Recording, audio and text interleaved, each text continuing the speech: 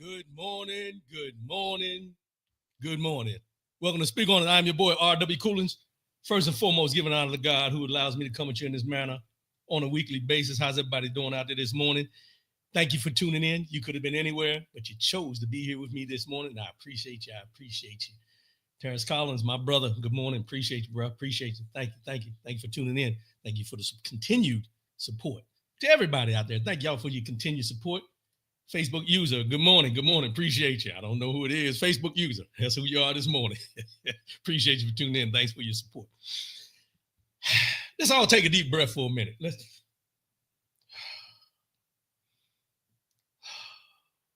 inhale.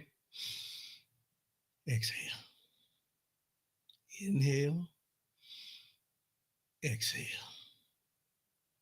Been one of them weeks, y'all. Yeah, it's been one of them weeks. Let me see. I've got some things I need to work on. Hold on, y'all, for 1 minute. 1 minute. 1 minute. Let's see.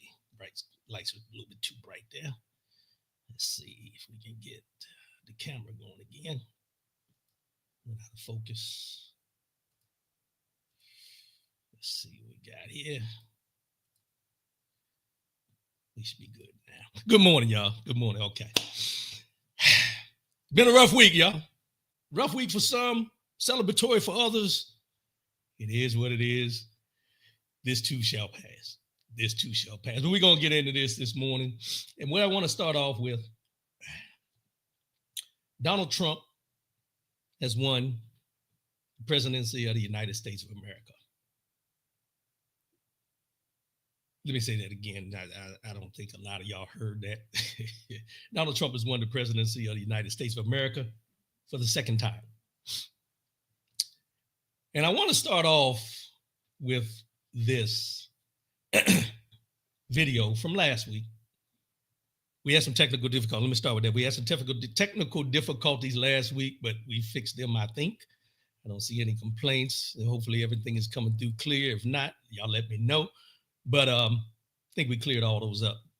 But I want to start off with this video from last week. It is Van Lathan on the Higher Learning podcast.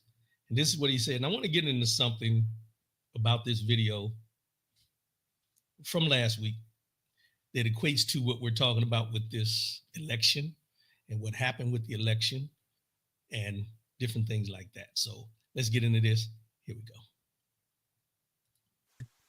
Another thing is we get to sit back and watch the dissonance in which the party moves with, to where every single thing that's done against Donald Trump is a conspiracy. Yeah, and every single mistake that he makes is not his fault. We've never seen anyone treated with the singular amount of white privilege that Donald Trump is being treated with. This is a masterclass in white privilege. Trump can't say enough to be racist. Correct. He can't commit enough crimes to be a criminal. He can't fail enough to be a failure. And he can't say enough stupid things to be stupid. He is so shielded and insulated by the idea and the concept of whiteness that he is unfucking touchable. Yeah. The thought conjured around him matters more than any reality. Any reality. He is a Christian that doesn't know the Bible, that fucks porn stars, that grabs women by the pussy. Grabs women by the pussy, is the least Christ-like, but the sheer promise of the whiteness that exists inside of Donald Trump is enough for everyone, white and black people, a lot of them who worship whiteness and aspire to the level of whiteness that Trump has. It's enough for them to say, hey, he's still our guy, no matter what. It's the whiteness he guarantees to protect. That's what he represents, right?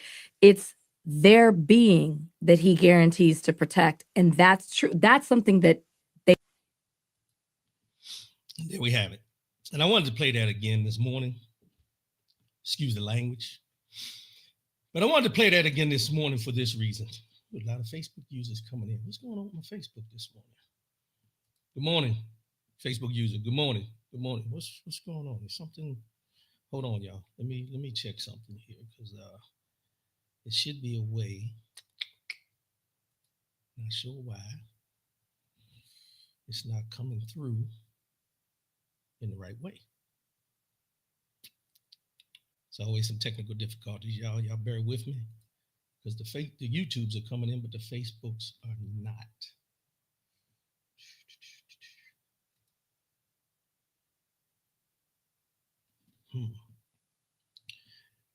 Hopefully it'll work itself out, because I can't do anything with it right now. But y'all keep posting. We'll figure out who you are as time goes. I don't know if it's something through the StreamYard platform or what, but let's get back to this. So I wanted to play that again this morning because I posted something this week, and we'll get into that a little later, but I posted something and someone had mentioned that this video was out there, and I put the video in their comments, and then a couple of people commented, but there was a comment that I made in there, and it was the main thing that jumped out of me with this video was when the young lady mentioned it's the whiteness he guarantees to protect. And I said it sums it up perfectly. And there was someone that put a crying face emoji on there. And what I've come to realize is when you start talking about white superiority, white privilege, anything that deals with white that they find that you're being negative about as from a black man's perspective or a black woman's perspective, there seems to be this pushback that it's not true. But the thing about it is this country has been built on white superiority, white supremacy, and so forth. All we have to do is look back to the point of how many years slavery lasted in this country, how many presidents of this country actually owned slaves, and so on and so forth. And we lead it up to now in 2024, and we're still talking about the same things that held us back as a people when we talk about freedoms in this country. But when you bring up the fact that white privilege is something that is dominant in this country, white supremacy, white superiority, however you want to label it, people get in their feelings, those that are white. Now, I'm not saying all, but there are some. And I will say this to them after this election, because, you know, this election stung for a lot of us. A lot of us are still trying to cope with the fact of how this happened. But one thing that I will tell you is and I used to say this to my troops when I was in the military. When I say what I have to say, if what I say offends you, then make the necessary changes to pull yourself from what I'm talking about. If it doesn't pertain to you, then let it go. And what I find is when you step on toes, that's when people start getting that attitude. Oh, you're racist. You're a race baiter. You're this, you're that. White supremacy, white privilege, all those things are relevant in today's society like they were back in the past. We cannot overlook it. We have to deal with it head on. And a lot of people don't want to deal with it head on because they don't think it's true. But when you start talking about taking rights away, you want to overturn this and overturn that, depending on who you are and where you sit, lets you know that when you talk about white superiority and white supremacy and things like this, the KKK, David Duke, these white nationalists, all these different things, they're here to minimize what freedoms you have and maximize what freedoms they get to enjoy. Now, experiences, things we've been through, things that we've had to deal with. And I'll give a prime example, and I'm gonna get into some numbers in a minute. There are many people that come to this country who are not American-born citizens. I've heard it. Some of you have heard it. My wife's heard it. That you have people that come to this country who are not naturally born here. And they have this stigma, this prejudice against Black folks, not because of anything they've experienced on their own, but what they've been told and what they've been shown about this country and how we're treated. Because what they see is they highlight the crime. They don't highlight the fact of how victimized we have been in this country over and over and over again. Now, we would say that with this deportation coming up and the immigration issue and all these different things, that those people are now about to be victimized. But I want you to pause for a minute and think about this. When we talk about people that migrate here, people that come here for a better life and a better way of life, and then you think about those that are coming here and they say that they're illegal because there's so many people at the border and so on and so forth. I want to show you this. Now, these are people that are actually voting citizens from this election. Let me make myself smaller so you can see this. This is how we voted, or the masses voted. I'll get into the other numbers in a minute, but this is how the masses voted. Which of these 5 categories mattered most in deciding how you voted for president? Foreign policy, 4%. 57% Republican, 37% Democrat. Abortion, 74% Democrat, 25% Republican. The economy, 80% Republican, 19% Democrat. Immigration, 90% Republican, 9% Democrat. State of democracy, 80% Democrat, 18% Republican. Now let's think about this for a minute. You're telling me that people in this country are more concerned with people coming here for a better way of life than the state of the democracy. You're telling me that people coming here, people that are here, that have daughters, wives, grandchildren, granddaughters, are more concerned with the economy on the Republican side than they are with abortion. And when you say abortion, see, when you just say abortion, it doesn't entail everything included in the abortion. And it comes down to this, and I heard somebody say it, and I don't want to steal it from them, but I can't remember what they said. But you say you're worried about 5 more cents of gas or 5 more cents, 10%, 10 cents, 20% more for a loaf of bread than you are about women's reproductive rights. You're worried about how much money you're going to pay at the gas pump rather than the state of the democracy here in America. This is what this election said. This country elected a known felon, a known sexual assaulter, a known theft of national secrets, and so on and so forth. But the state of democracy isn't a question, which goes back to the whiteness he guarantees to protect. The whiteness he guarantees to protect. It shows in these numbers. Notice foreign policy is about even. Close, but not that close.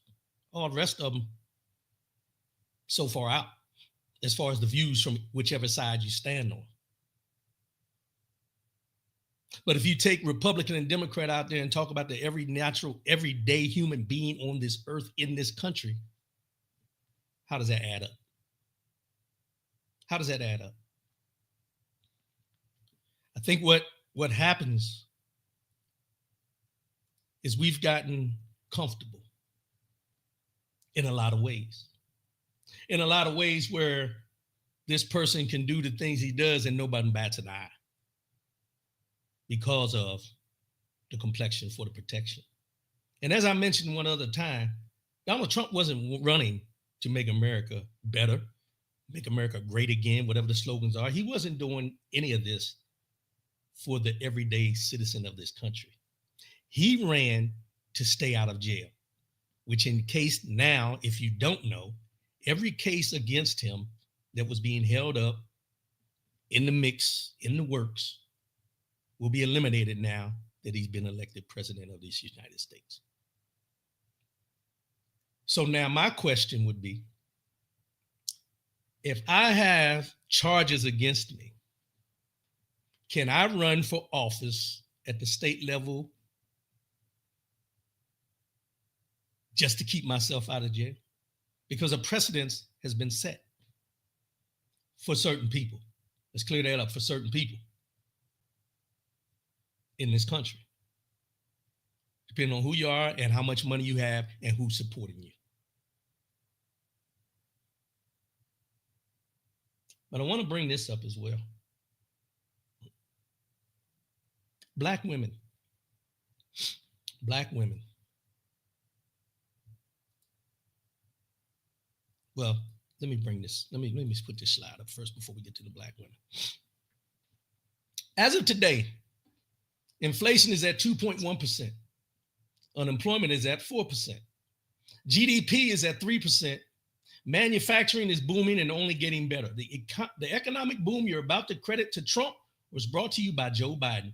And when it crashes, that will 100% be on Trump and those that chose to select him and vote for him as president of this United States.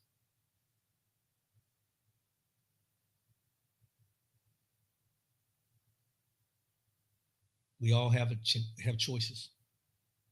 We all have choices. Let's get into the black women. These are the numbers by race and sex by race, in this election and how they voted. White men, 59% to 39%. White women, 52% to 47%. Black men, 78% to 20%. Black women, 92% to 7%. Latino men, 54% to 44%. Latino women, 61% to 37%. All other races, 50% to 45%. I want you to pay attention to black men first. 78% to 20%. We had this big conversation leading up to this election that black men were going to be the ones to put Donald Trump over the top. But I want you to look at Latino men. And I asked why that was never in the conversation. I seen a Latino man on TV the other day who said he migrated here and he's all for deportation.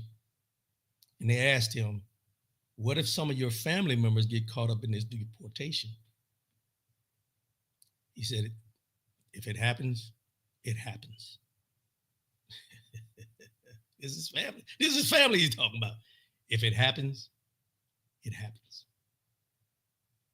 Now, someone will look at this thing and say, well, with black women, 92% to 7% Republican, that they voted only because Kamala Harris was black.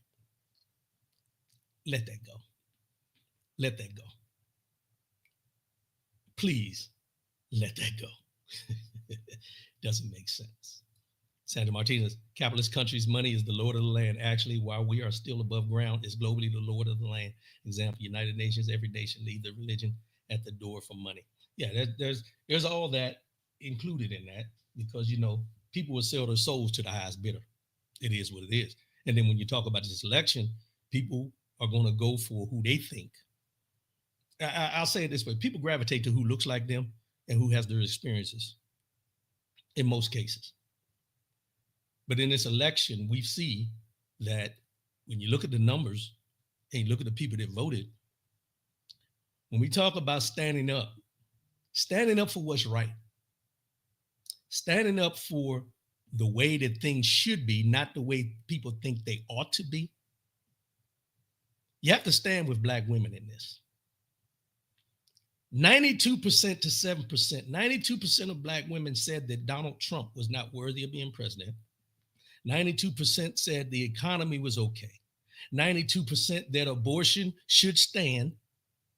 Women's reproductive rights should stand as is without being eliminated. 92% of black women said that Donald Trump was not the answer for us going forward. Clearly.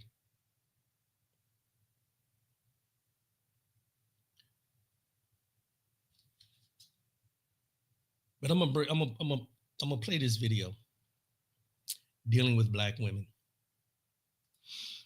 And it's Malcolm X in his own words talking about black women. Disrespected person in America is the black woman. The most unprotected person in America is the black woman. The most neglected person in America is the black woman. That if the white man will do whatever is necessary to see that his woman gets respect and protection, then you and I. He's talking to black men at the end there, saying that we need to do whatever we have to do to protect our black women. So I found this article by Kaylin Womack. And it says, tired of being used, abused by everyone, black women have decided on this unusual strategy. Black women aren't organizing any more marches or initiatives. They are taking a seat. And this is what it said. The loss by Vice President Kamala Harris took in the primary election showed every black woman in America that our hard work, organizing, and sacrifice has yet again been taken in vain. Now, black women across the nation have founded a new strategy: rest. Being overly qualified and experienced, yet still losing to an underwhelmingly unfit opponent. Welcome to the life of a black woman, wrote by rapper Manello on X. And here's a breakdown. We are the most educated demographic in America. We have the highest labor force participation compared to other women demographics. And on top of that, we have proven to be the homemakers, care providers, and nurturers in our country, in our community. Meanwhile, in major cities, we are the most likely to be victims of violent crimes, most likely to go missing, most likely to experience domestic violence, and most likely to die during or following childbirth. After showing out with an overwhelming amount of votes for Harris-Walz's ticket, black women were not only smacked in the face with the realization that a black woman as polished and poised as Madam Vice President couldn't beat President-elect Donald Trump. We were also disappointed that all of the organizing, donating, and canvassing done for the protection of rights most women were afraid of losing was taken for granted by women voters who still preferred to trust an ex-reality TV host to make America great again. Now, black women have taken to social media to declare their retirement from pouring into communities that don't pour back into them. Black women had a meeting. We're done. We're not coalescing around anyone but ourselves. Here's another comment. Listen closely. We are done. We are not taking care of ourselves for the next 4 years. We are now taking care of ourselves for the next 4 years. Read that again to make sure you understand 4 complete years. Y'all be good out there. And that was MSNBC medical contributor Ebony Jade Hilton, MD. We did what we were supposed to do. We failed no one. So we're rolling our sleeves back down and positioning ourselves and each other to bear what's to come of Trump's second America. Tired of being used and abused by everyone, black women have decided on this unusual strategy. Black women aren't organizing any more marches or initiatives. They are taking a seat. Now, some people will hear that and they'll be like, just giving up? That's the first thing they always say when we decide to take a stand or decide to take a seat. Are we giving up? You can only be slapped in the face so many times before you're going to block that hand. You can only be spit on so many times before you retaliate. There comes a time where you have to look at things from the perspective of who is being minimalized and marginalized in this country. I asked my wife before I came on, do you feel protected as a black woman? She said no. And the first thing I did was get on the defensive and say, you don't feel like I protect you? And her comment was, you can only do so much. You can only do so much. That hurts. That hurts. And anyone out there, I want this exercise today. Do this exercise. Ask your wife, significant other, mother, sister, daughter, do they feel protected as a black woman? And prepare yourself for the emotions that will overcome you with that answer that they give. Because as much as we feel, as Malcolm X says, as much as we feel that we are protecting our sisters, our mothers, our daughters, our Black women,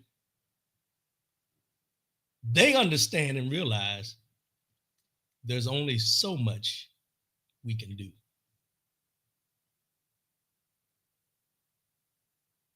Hard pill to swallow, especially early in the morning when you're asking this question for substance. But it's a reality. And I'm pretty sure if we lined up 10 Black women and asked that same question, 10 would say the same thing. There's only so much you can do. Now, that doesn't minimize my efforts. It just goes to show that through experiences and through life, we have hit so many roadblocks as Black men, as Black women, and let me stick with Black women for a minute. As Black women, they have hit so many roadblocks. And I don't want to speak for them, but I'm just saying what I've heard, what I've had in conversations, and what I know to be true.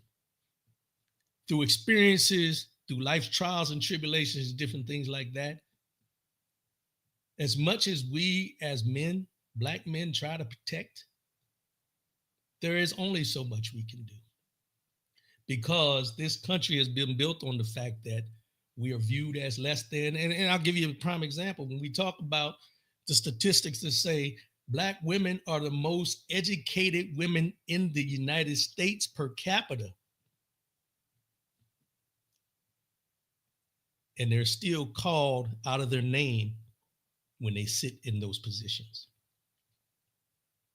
Women are the most educated per capita in the United States, and they're still considered a DEI hire.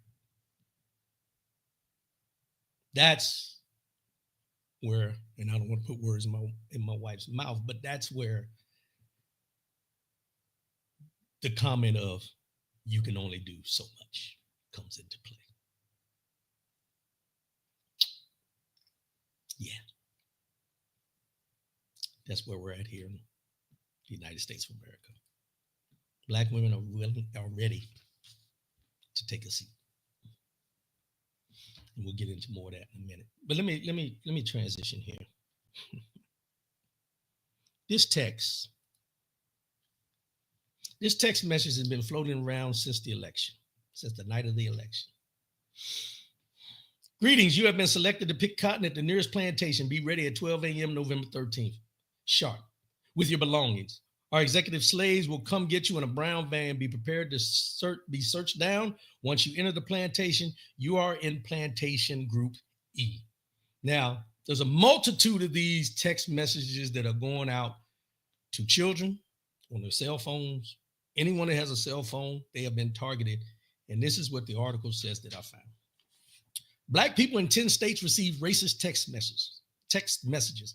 Ian Smith was doing homework in his school's computer lab the night after the election when he says he received a text message ordering Black people to report to plantations for slavery.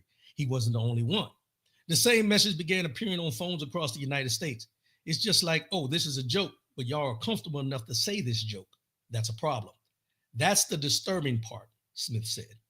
The FBI says it's aware of the messages and is investigating with the Justice Department and other authorities. This is potentially a hate crime, and it's even possible that you might call this a racially motivated, violent, extremist threat. Ken Gray, former FBI special agent. Some of the messages mentioned the incoming Trump administration. A campaign spokesman said the campaign has absolutely nothing to do with these text messages. The messages sometimes use the recipients' names, raising questions of how this is being done. Experts point to data breaches that contain sensitive information.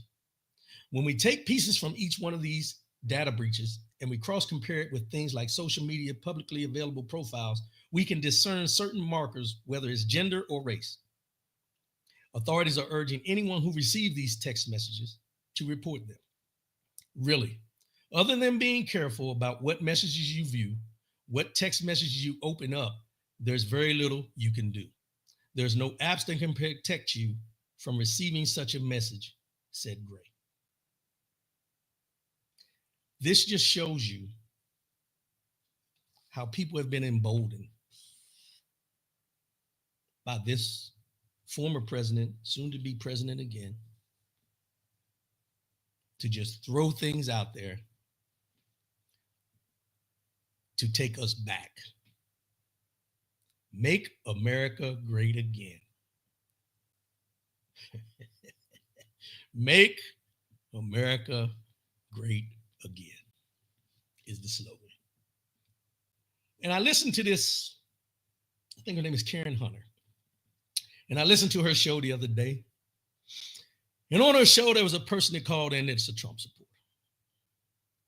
And she was going in on why she voted for Trump and everything. And Karen Hunter so eloquently asked her, she says to her, let me ask you a question as a Trump MAGA person. Tell me when America was great for everyone. And she started with this and that, or going into this, going into that. And she stopped her. She said, you're not answering the question. When was America great for everyone? And she said, well, the forefathers, she said, wait a minute. Karen Hunter said, wait a minute. You talking about the forefathers who owned slaves? George Washington had over 300 slaves. The people who said that African-American blacks were only 3/5 of a human being, that's when America was great. Now I'm asking you again, this is her words, Karen Hunter. She said it to her again. Tell me when America was great for everyone. Then she went into, well, Joe Biden, wait a minute. That's not what I'm asking you. Stick to the question. The reason I'm bringing this up is this. There is no one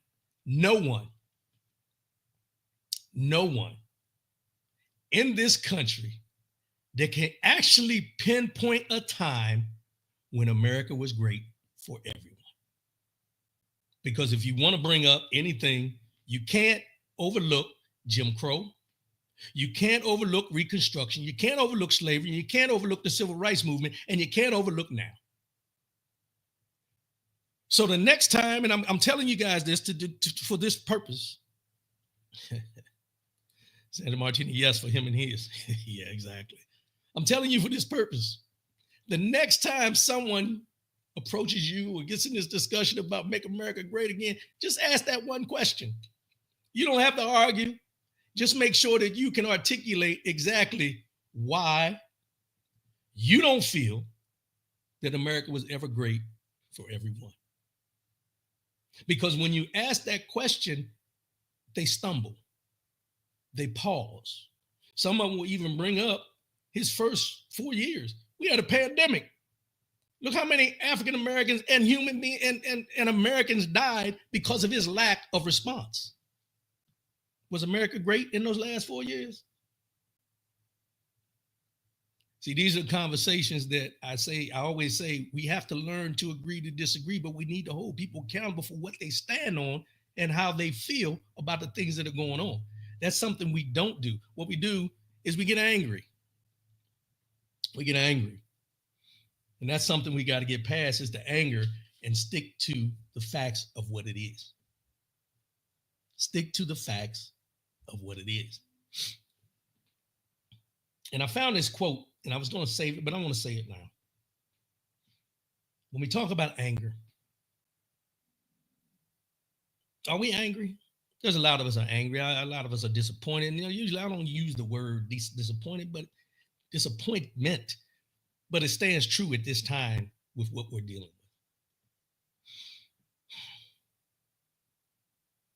with. When we say anger, a lot of us don't really get angry per se.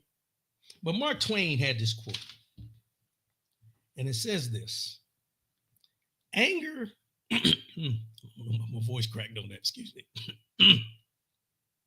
Mark Twain had this quote: anger is an acid that can do more harm to the vessel in which it is stored than to anything on which it is poured.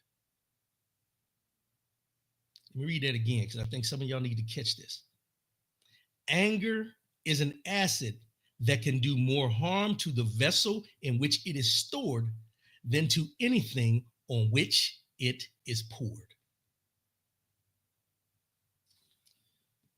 When you carry anger in your heart, you're eating up yourself.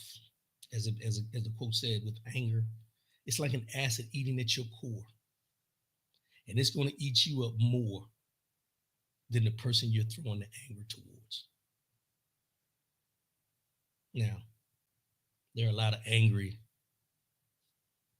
white men in this country. I'm just going to be frank about it. There's a lot of angry white men in this country because they think they're losing this country because of, interracial relationships and different things like that, and what they feel their rights are being taken away and they're not being heard and all these different things. But that anger that they're spewing, I'm not going to equate it to an acid. I'm going to equate it to the fact of when they say make America great again, they want to go back to the way things were when they were the superior being in this country. It is what it is. But if you have this anger, and like I said, I know a lot of us are disappointed in this, and we shouldn't be angry about the results because it starts eating at you, your stress levels and everything like that. Anger solves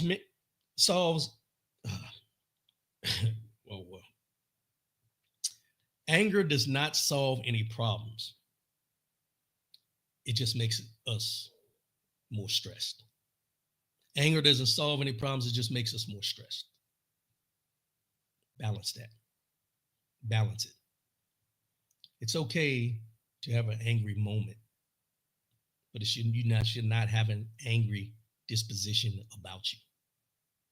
No matter what goes on, and I'll say it this way, someone put a post on something where, they're saying that they're letting their faith lead them during this time and things like that. And I just retorted back and I just said, yes, God is in control. But faith without works is dead. God is in control, but faith without works is dead. We got work to do. We have work to do. And I want to touch on this, and then I'm going to get into something else, but I want to touch on this. You've heard me talk about Project 2025 numerous times on here. And Project 2025, as much as they tried to distance themselves, we knew and we know what it's all about. I just seen Matt Walsh made a statement the other day that said that now that Donald Trump has been elected, we can talk openly and freely about how we're going to enact Project 2025. And Steve Bannon was on his show, on his War Room or whatever it is that he does. And he talked about, Matt Walsh, it's about that time for us to go ahead and put these things into action. So Project 2025 was not a facade. But what they tried to do was throw us off and say Project 2025 was not a Donald Trump thing, but Trump's Agenda 47 is the true basis of it. So in this article by Megan Lowe, they compared Project 2025 to Trump's Agenda 47. And let's start off with here. The LGBTQ plus proposals, neither Project 2025 nor Agenda 47 propose ending gay marriage, but both plans call for rolling back protections for LGBTQ plus people. Several of the chapters within Project 2025 include proposals that favor heterosexual couples over gay couples or are otherwise anti-LGBTQ. These proposals are not included in Trump's Agenda 47, but Agenda 47 and Project 2025 both call for rolling back some protections for transgender people. For example, Project 2025 says the Center for Medicare and Medicaid Services should acknowledge that there is insufficient scientific evidence to support coverage of gender-affirming surgeries for transgender people. Now,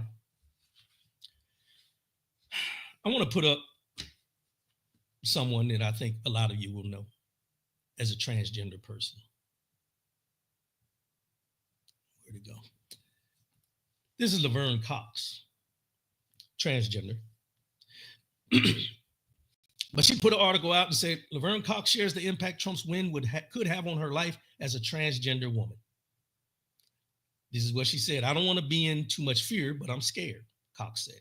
As a public figure with all my privilege, I'm scared, and I'm particularly scared because I'm a public figure. I feel like I could be targeted.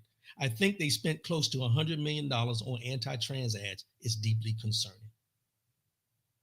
She's actually thinking about moving to another country. We're doing research on different cities in Europe and in the Caribbean, she explained, adding how she knows a number of people who are moving to states that are safer for the transgender community.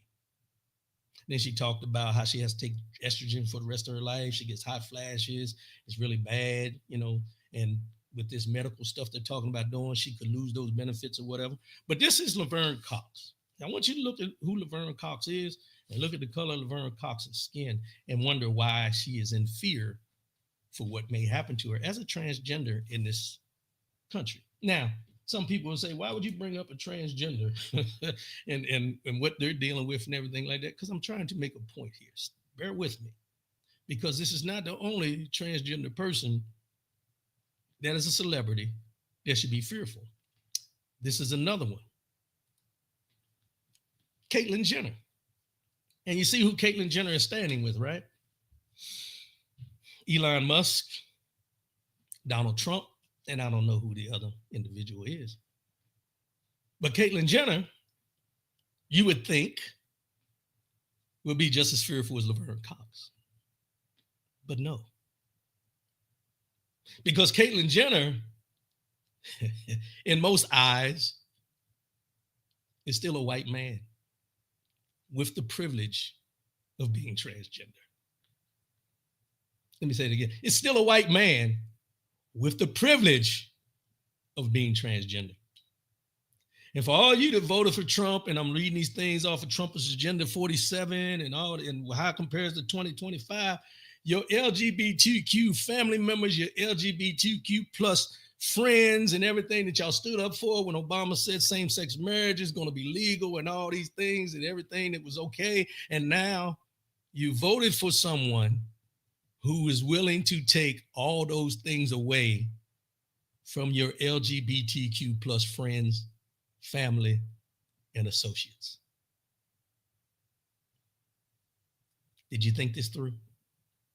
Just saying, you can't straddle the fence when you start talking about, well, it's not going to affect this person or that person.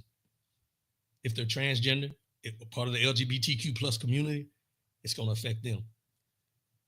There's things in this Project 2025, Agenda 47, that are going to affect people that you say you love, but you really don't give a damn about. Abortion and pregnancy proposals, one of the big ones. Project 2025 does not include any proposal to create a federal pregnancy registry, as some people have claimed. But Project 2025 does call on the federal government to ensure states are submitting data about abortions and miscarriages after they happen. It also says the CDC should require monitoring and reporting for complications due to abortion and every instance of children being born alive after an abortion.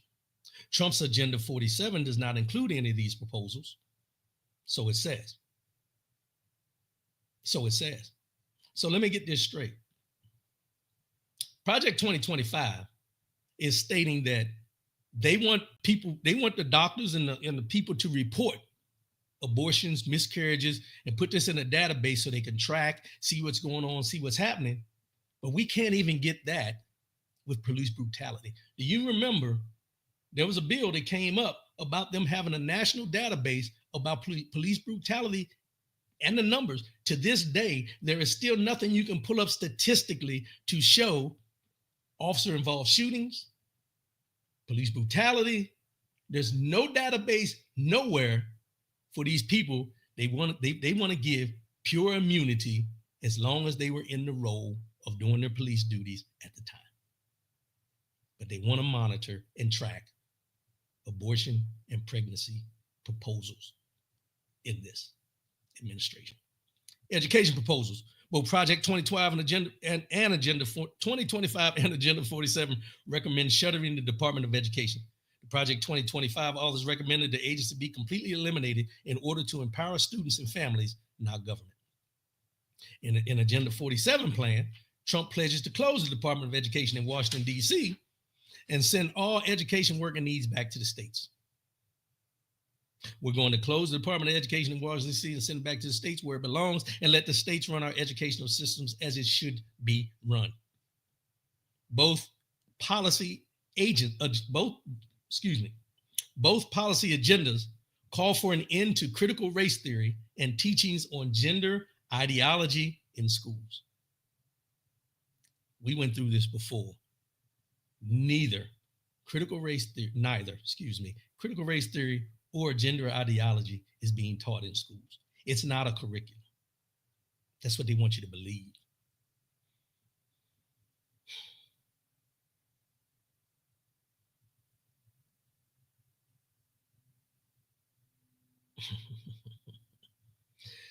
Trump Agenda 47 also calls for cutting federal funding for any school pushing critical race theory, radical gender ideology, and any other inappropriate racial, sexual, or political content on our children.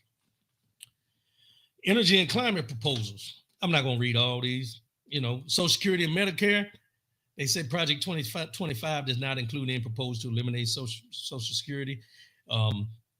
However, they're talking about cutting Medicare. They say they got to look at it. There could be cuts that could affect people.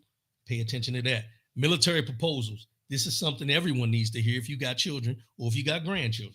Military proposals. Both Project 2025 and Agenda 47 call for strengthening the U.S. military. For example, Project 2025 recommends requiring students, isn't it this now, requiring students in public high schools to take a military entrance exam called the ASVAB, American Services Vocational Aptitude Battery. Requiring students in public high schools to take the ASVAB. The proposed requirement would extend to schools that receive federal funding. The document says that means the requirement would apply to students attending public schools and any private schools that receive federal funds. Trump's Agenda 47 does not include the ASVAB requirement, but it does say his administration will rebuild America's depleted military and address the embarrassing military recruitment situation in the U.S. Let me stop there for a minute. We already have what they call selective service. When you turn 18 or you're about to turn 18, you have to go and sign a thing, selective service or whatever, saying you're of age now. There's never been a requirement for anyone to go and take the ASVAB. If you choose to go in the military, once you're leaving high school, you go take the test. The ASVAB, I keep saying ASVAB, but American Services Vocational Aptitude Battery. We know this as ASVAB as veterans. But for them to require students to take this test lets you know what the next step is to probably make people, students coming out of high school, serve in the military. Make them serve in the military like dictators do in their countries. It also states, and I want you to listen to this real closely, the proposed requirement would extend to schools that, in quotes, receive federal funding, the document says. That means the requirement would apply to students attending public schools and any private schools that receive federal funds. Think about this. Think about all of us that grew up going to public school. Think about all your children or your grandchildren that go to public school. Why? Because public school is the way to go. But now you're going to make everyone in public school, because they're getting federally funded, take this ASVAB test as a requirement for them to maybe be drafted, is what the long term is, but I'm thinking long term. But the people that are in private schools that receive no federal funding are exempt. The rich will not have to take this ASVAB. Those with the means will not have to go to war for this country. See, this is where that patriotism comes into play. They always talk about, we love this country, we're patriots, we're this, we're that, but you won't make your children do the same thing that you're going to make public school children do. Take a military exam just in case. Privilege. Privilege.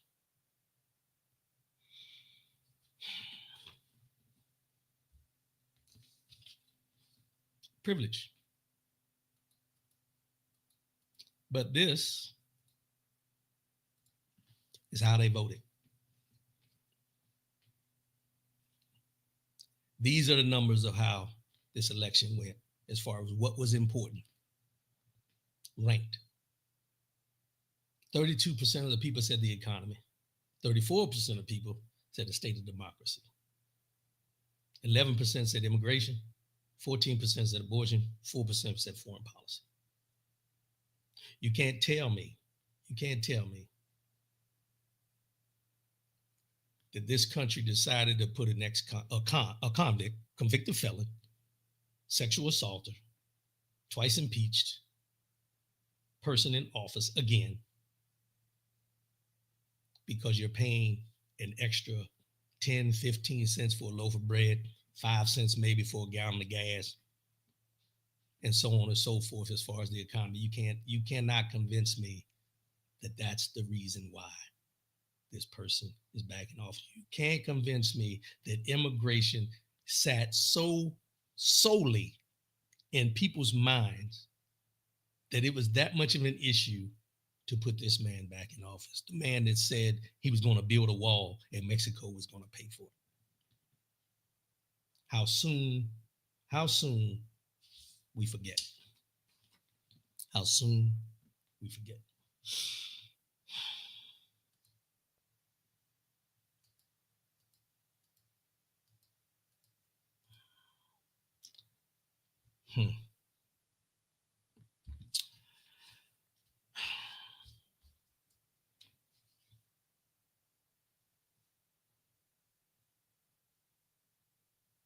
What now? What now? I posted this on Facebook the other day. Because as I said, there was some anger, there was some disappointment. But there's certain things that I do when I get in those modes, and I think about those that came before me. And there's 3 people that come to mind.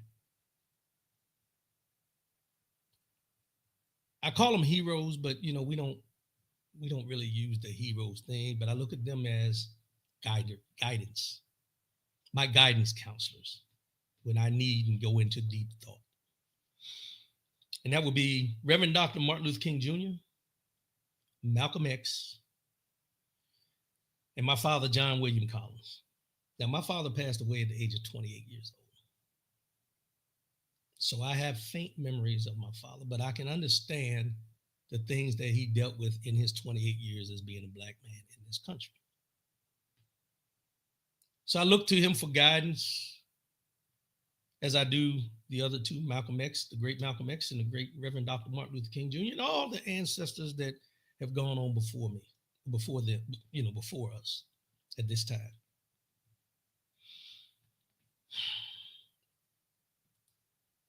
But I'll say it this way.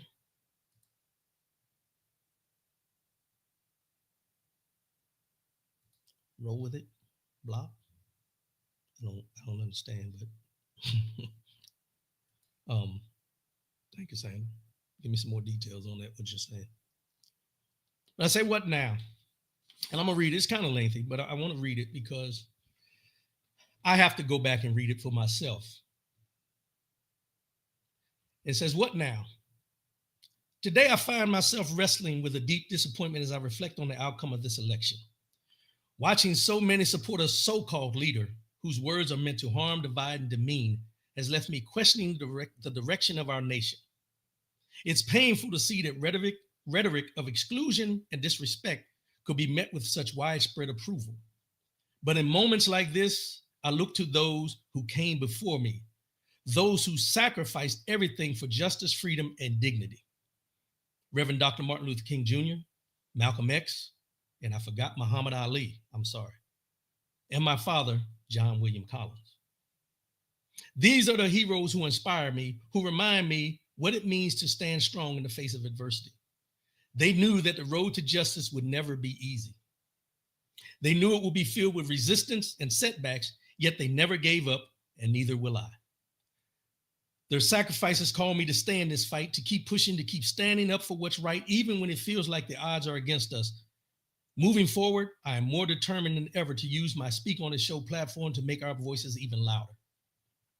I will speak out, not just for myself, but for everyone who deserves respect, dignity, and equality. We must hold those in power accountable for their actions, and we must challenge those who act against the principles of justice and compassion.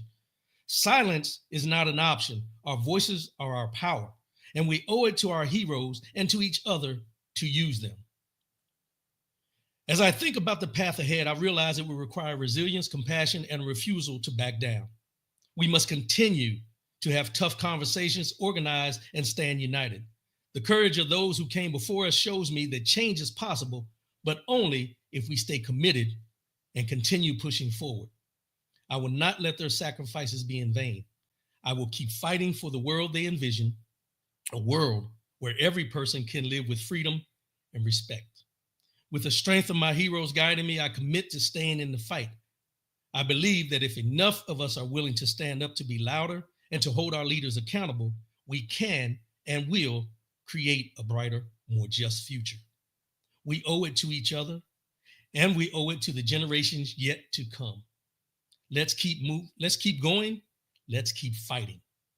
Who's willing to join me on this journey? Now, as you heard me read earlier from that article, it says Black women are taking a seat and they're resting. I encourage them to do that. I encourage them to sit down and take a seat. It's time for us as Black men to stand up and hold to account the injustices and the things that are going on in this country. It's time for us to stand up and give our Black women a chance to rest and support us in this march, in this fight that we need to endure and we need to take on. We have gotten too comfortable. If this is my opinion, you take it how you want, but we have gotten too comfortable with the cars, with the houses, with the positions we sit in our offices. We have gotten too comfortable with the fact of where we think we've made it, that we've allowed something like this in this election to happen. And I say we've allowed. Yes, the numbers say that we did our part as far as who we were supposed to vote for. But there's still something missing. We haven't done everything that we need to do. When I think about Reverend Dr. Martin Luther King Jr., and I think about all the marches and all the speeches and all the things he did to get us where we're at today, we've become complacent with where we're at today. When I think about Malcolm X and the by any means necessary and standing up and fighting, we've gotten too comfortable. When I think about Muhammad Ali and his conscientious objection about the Vietnam War, about the Vietnamese never did anything to me. They never called me the N-word. We've gotten too comfortable. When I think about my father, he served in the military and what he had to go through by being a Black man in the military and anything he's dealt with from a young man of having to drink from a different water fountain than other folks. A black fountain and a white fountain, having to use back doors. My grandfather, his father, who was a cook, who used to have to cook for these people consistently over and over again and still had to keep a smile on his face to keep food on the table for his family. Those are the people that I think about where I can sit here in front of you today and say, we've gotten comfortable. We've gotten comfortable to the point that we don't think these things affect us until elections come around. We talk about how we need to be more involved, but we're not. We talk about how we need to protect our Black women, but we don't. And now we have to come up with a way of what we're going to do moving forward. We're supposed to lead, not follow. Our sisters should not be tired of being the voice of reason and taking care of everybody if we're doing what we need to do. It's time for us to stand up and stop saying, I am the man, and be a man. All of us need to do our part. We need to stand up and say, we're done with the status quo.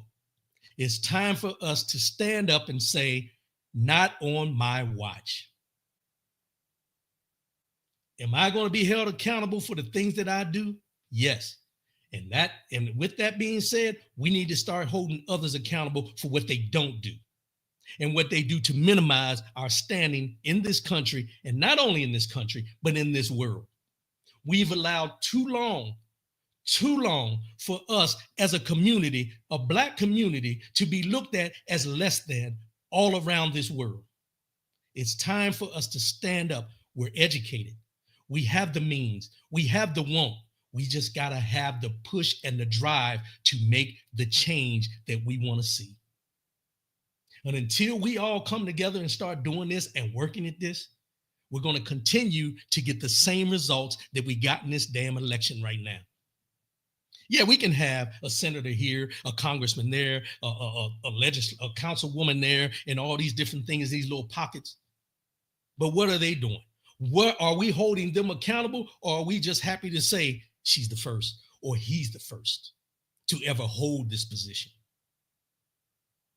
We idolize our athletes because they can dunk a basketball or throw a football. We're more concerned about, and I'll just put it out here like this, I'm not a real football guy, but I know this to be true. We're more concerned about how sorry the Dallas Cowboys are now, rather than what's going on in this country for us each and every day. This is the state of where we are as a community, where we have to get our vision bigger than who's the GOAT of basketball, who's going to win the Super Bowl, or if my son is going to make it to the leagues. If I'm stepping on toes, I will not apologize today. I have sat on this platform. I have sat on this platform for 12 years and brought up injustices about our people going to jail for long periods of time for crimes they didn't commit, but we elect a convicted felon. I've sat on this platform and talked about our women being raped and abused and people looking the other way. Breonna Taylor shot by cops and people looking the other way. But we have a sexual assaulter being elected into the White House. I've sat on this platform and brought up anything and everything that deals with us as a community and what is going on with us. And I'm called a race baiter and told that I don't know what I'm talking about and this and that, or any of the things you can think about that they want to call me for bringing up the things that need to be brought up. But I still stand, and I will not change who I am or what this platform stands for just because this white supremacist, white superiority complex person was reelected for a second time by white people who feel that none of this is going to affect them or their children or otherwise because of their superiority complex. I refuse to shut up now. And I would hope that I'm not the only one that feels this way about what's going on in this country when we hear them say, make America great again. How about make America equal for everyone? How about make America the city of hope like it was supposed to be? How about America write the check for what they said was going to be the freedoms for each and every person in this country? How about that?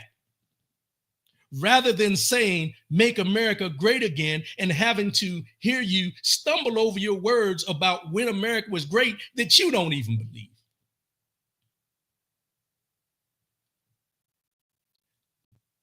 I look at the MAGA hat the same way I look at a sports team's hat, jersey, or otherwise.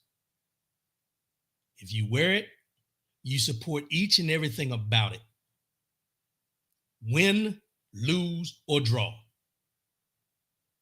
And I will see you in that light no matter how you try to change my mind or my perspective.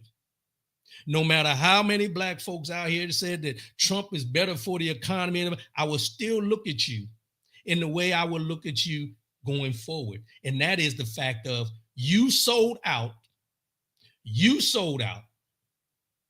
for $1. You sold out your sisters, your mother, your grandchildren that look like you for $1. That's what you said.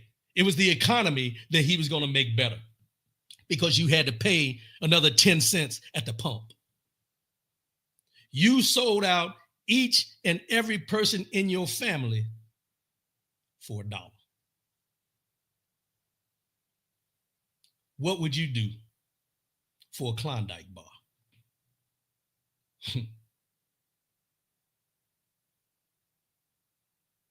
This is where we are. What now? The women are putting their sleeves off, they're rolling their sleeves back down, tightening that button up, turning on the TV, or getting them a good book with a glass of wine, and they're going to sit this one out. We need to be rolling up our sleeves, putting down the yak, stop being out there waxing your cars, and start getting into the fight, reading the books, getting the information we need to fight back. To fight back. Because if not, if you think this election and the 2016 election were crazy, wait until the next one.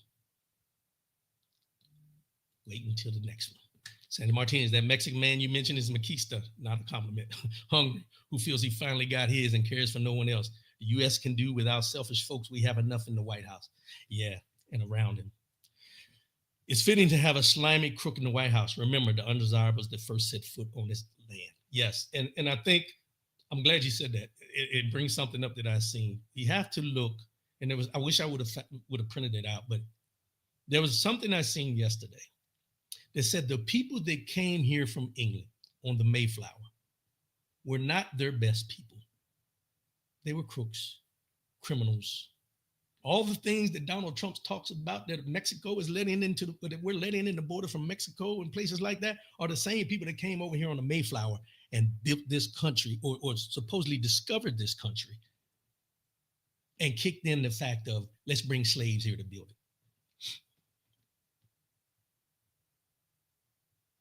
History repeats itself one way or another. May not be to the full extent, but it does. It's time for us to get to work. Keep tuning in. I got something for you. I appreciate everybody tuning in. Oh, let me, before I sign off, Veterans Day weekend. It is Veterans Day weekend. Shout out and a big thank you for all that have served in this military for this country and put your life on the line for this country, no matter if you were in a hostile environment or serving overseas in a foreign land. Thank you for your service.